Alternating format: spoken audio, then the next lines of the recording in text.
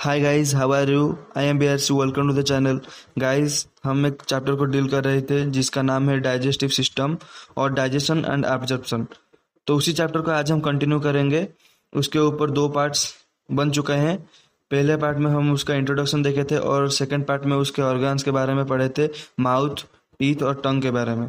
तो आज हम कंटिन्यू करेंगे उसका जो नेक्स्ट पार्ट्स हैं, सीरियल वाइज करके पढ़ेंगे, सीरियली पढ़ेंगे। जैसे कि उसके बाद आता है माउथ, माउथ के बाद आता है जैसे कि आता है ओरल कैविटी, उसके बाद आता है फेरिंग्स, ओएसोफागस, उसके बाद आता है स्टोमक, उसके बाद intestine, small intestine, large intestine, rectum and Anas. इसको हम सीरियली पढ़ेंगे। तो आज हम फेरिंग्स और ओएसोफागस को पढ़ेंगे। चलिए देखते हैं। The oral cavity Leeds into A short pharynx which serves as a common passage for food and air। Oral cavity कहाँ पर जुड़ा हुआ है? वो लीड्स करता है फेरिंग्स तक। ठीक है, फेरिंग्स एक शॉर्ट पैसेज है जो कि जिसके अंदर फूड एंड एयर की पासिंग होती है। ठीक है, it is a common passage for food and air.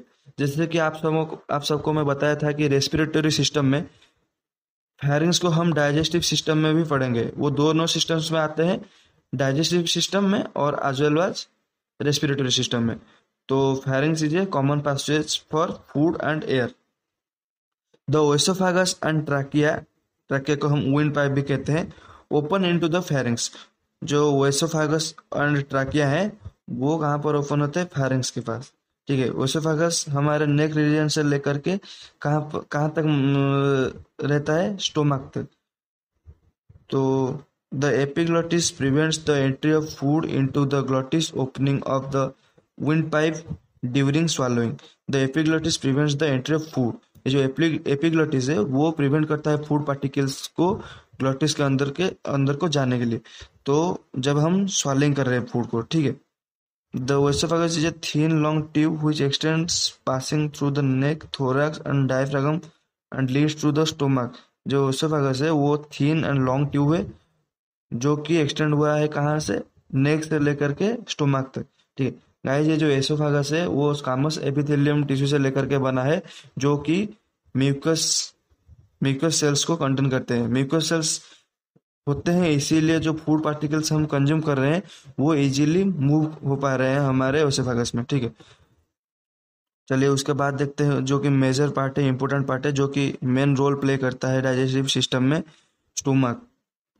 It is a J shaped bag like structure. ये एक जे शेप्ड स्ट्रक्चर है, bag like structure. It is present on the upper left side of the abdomen just below the diaphragm. ये हमारे upper left abdomen में present होता है and below the diaphragm. जैसे कि हमारे पास 3 रीजन्स है, थोरैक्स रीजन, उसके बाद आता है एब्डोमेन, उसके बाद आता है पेल्विक रीजन। ये जो हमारा जो स्टोमक है वो एब्डोमेन में प्रेजेंट होता है, एब्डोमेन रीजन में प्रेजेंट होता है, upper left side of the abdomen. ठीक है, वो लेफ्ट साइड में होता है, अपर पार्ट में, जस्ट बिलो द डायफ्रागम। ठीक है, it is about 30 centimetre long and 15 centimetre wide. वो 30 centimetre long and 15 centimetre wide है। A muscular sphincter regulates the opening of oesophagus into the stomach. Guys, मैं आगे भी आपको बताऊंगा कि स्टोमक के एंटर होने से एंड तक में दोनों स्पिंक्चर्स होते हैं। जो एंट्री पार्ट होता है वहाँ पर कार्डियक स्पिंक्चर होता है, जहाँ पर जो एंड पार्ट है स्टोमक का वहाँ पर पाइलोरी स्पिंक्चर है। ठीक है, तो ये muscular sphincter regulates the opening of oesophagus into the stomach. ओएसोफेगस खत्म होने के बाद स्टोमक का स्टार्टिंग होता है, उसी के बीच में एक स्पिंक्चर होता है जिसको हम कार्डियक स्पिंक्चर कहते हैं। तो नेक्स्ट देखते हैं। The stomach has 4 parts, that is cardiac, fundus, body and pyloric region. Stomach का 4 पार्ट्स है। पहला पार्ट है कार्डियक और उसको कार्डिया भी कहते हैं, और एंड उसके बाद फंडस, उसके बाद बॉडी एंड पाइलोरिक रीजन। तो यहाँ पर गाइज मैं एक शॉर्ट स्ट्रक्चर बनाया हुआ हूँ जिससे कि आपको समझ में आ जाएगा। एंड टेंशन मत लो गाइज, मैं उसके बाद एक अच्छे से उसका स्ट्रक्चर बनाऊंगा जो कि आपको एग्जाम में बनाना है, उससे आपको अच्छे मार्क्स में मिलेंगे। तो यहाँ पर देख सकते हो, पहला पार्ट जो है उसको कार्डिया कहते हैं, उसको कार्डिया भी कहते हैं। एंड सेकंड पार्ट है जो फंडस, उसके बाद आता है बॉडी, उसके बाद आता है पाइलोरिक। ठीक है, तो चलिए देखते हैं नेक्स्ट। यहाँ पर देख सकते हैं स्ट्रक्चर ऑफ स्टोमक। यहाँ पर डिटेल्स के साथ साथ आपको पूरे स्ट्रक्चर समझ में आ जाएगा। तो चलिए गाइस, यहाँ पर जो डॉटेड लाइन्स है उसको हम डायफ्रागम कहते हैं। तो डायफ्रागम के बाद जो स्टोमा का स्टार्टिंग होता है वहाँ पर एक स्पिंक्चर होता है, जैसे कि आप सबको मैं बोला, कार्डियक स्पिंक्चर उसको कहते हैं। ये जो स्टोमक है उसका एक अपर लेयर होता है जो कि आउटर लेयर है, उसका दोनों साइड से, ठीक है। जो बड़ा साइड है उसको ग्रेटर सर्विक्स कहेंगे और जो छोटा साइड है उसको लोअर सर्विक्स कहेंगे। उसके अंदर एक रफली एक लाइनिंग किया गया है और जो रफली बाउंडेड है तो उसको हम रग बोलेंगे। उस वो रफ टिश्यू से लेकर के बना है, वो टिश्यू रफ है, इसीलिए जिगजैग बना हुआ है ये लाइन, ठीक है। तो रग के ऊपर भी उस नेक्स्ट पार्ट में उसको पढ़ेंगे। तो आज हम टोटली स्टोमा के बारे में पढ़ लेते हैं, उसके बाद रग को डिस्कस करेंगे। आज नहीं बता रहा हूँ रग के बारे में क्योंकि आपको बहुत ज़्यादा कॉम्प्लिकेटेड लगेगा, तो सिंपली आप स्टोमा के स्ट्रक्चर को अच्छी तरह से समझ ले। तो ग्रेटर सर्विक्स हुआ, लोअर सर्विक्स गया, उसके बाद आता है पहला पार्ट जो स्टोमा का। स्टोमा का पहला पार्ट को क्या कहते हैं? कार्डियक और कार्डिया, ठीक है। यहाँ पर क्या होता है? फूड का एंट्री होता है। उसके बाद क्या आता है? फंडस। उसके बाद आता है बॉडी, उसके बाद आता है पाइलोरी। ये जो कार्डिया और कार्डियक है, कार्डियक, वहाँ पर फूड का एंट्री होता है। वो फूड पार्टिकल्स ओसोफेगस से लेकर के कार्डियक स्फिंक्टर से पास होके वो कहाँ पर पहुँचते हैं? स्टोमा के पहला पार्ट कार्डिया में, ठीक है। वहाँ पर फूड का एंट्री होता है। उसके बाद फूड का स्टोरेज होता है फंडस में। गाइस, आपको मैं एक बात कह देता हूँ, स्टोमक जो है उसका मेन फंक्शन क्या है? वो फूड को स्टोरेज करता है टेम्पररी के लिए, फॉर 3 to 4 आवर्स के लिए। तो जो फूड स्टोरेज होता है कहाँ पर होता है? स्टोमक के फंडस पार्ट में। उसके बाद आता है बॉडी पार्ट जहाँ पर कि केमिकल्स ब्रेकडाउन होते हैं एंड मिक्सिंग होते हैं। जो फूड पार्टिकल्स हम कंज्यूम कर रहे हैं वो फूड पार्टिकल्स जैसे कि प्रोटीन है, प्रोटीन अमीनो एसिड से लेकर के बना हुआ है। एक छोटा छोटा part part of amino acid को हम बोलते हैं पेप्टाइड्स।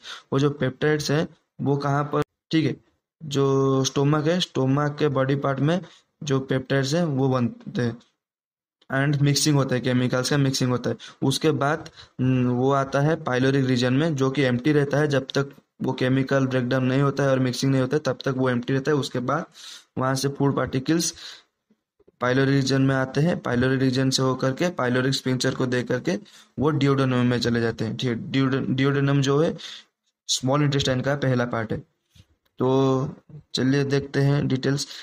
कार्डियक पार्ट और कार्डिया, जो the oesophagus drain the food into the cardiac stomach through the cardiac sphincter और the lower oesophageal sphincter which prevents backward movement of the food into oesophagus. ये जो cardiac स्टिंक्चर है guys, ये एक main important role play करता है, जो कि जो फूड पार्टिकल्स अंदर आ रहे हैं स्टोमक के अंदर, वही फूड पार्टिकल्स फिर से ओएसोफेगस में नहीं जा सकते हैं, बैकवर्ड फ्लो नहीं होता है फूड पार्टिकल्स का, ठीक है। The oesophagus drain the food, जो फूड पार्टिकल्स को ओएसोफेगस ड्रेन करता है स्टोमक के अंदर, वही फूड पार्टिकल्स फिर से ओएसोफेगस में नहीं जा सकते हैं due to the presence of cardiac sphincter, ठीक है। उसके बाद आता है fundus. It is the thickest part lying to the left of cardia. ये एक थिकेस्ट पार्ट है एंड वो कहाँ पर प्रेजेंट होता है? Left of the cardia. तो नेक्स्ट है body. It is the main and middle part of the stomach.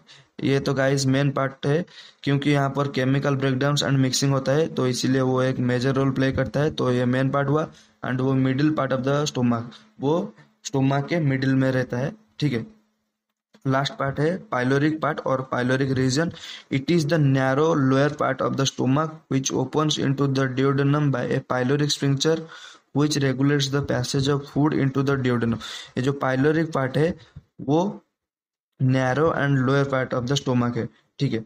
Which opens into the डियोडेनम, जो कि ओपन होता है कहाँ पर? वो स्मॉल इंटेस्टाइन के पहला पार्ट डियोडेनम में ओपन होता है एंड वहाँ पर एक स्पिंक्चर है, उसको पाइलोरिक स्पिंक्चर कहेंगे। जैसे कि आपको बताया कि स्टोमक के एंटर में होता है कार्डियक स्पिंक्चर एंड एंड में होता है पाइलोरिक स्पिंक्चर। पाइलोरिक स्पिंक्चर का काम क्या है? वो रेगुलेट करता है फूड को पैसेज कहाँ तक होने के लिए? डियोडेनम के लिए, ठीक है, डियोडेनम तक।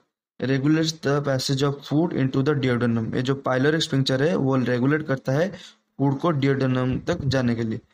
तो गाइज आज हम इतना ही पढ़ेंगे। उसके बाद जो नेक्स्ट पार्ट आएगा उसमें हम स्टोमा के फंक्शंस देखेंगे और रॉक के स्ट्रक्चर और रॉक्स में क्या क्या ग्लैंड्स होते हैं, क्या क्या टिश्यूज होते हैं, ठीक है, जो उसको हम कम्प्लीटली पढ़ेंगे नेक्स्ट पार्ट में। तो आज के लिए बस इतना ही। तो ये वीडियोस आपको अच्छे लग रहे हैं तो guys like share and subscribe the channel and wait for the next part. Thank you.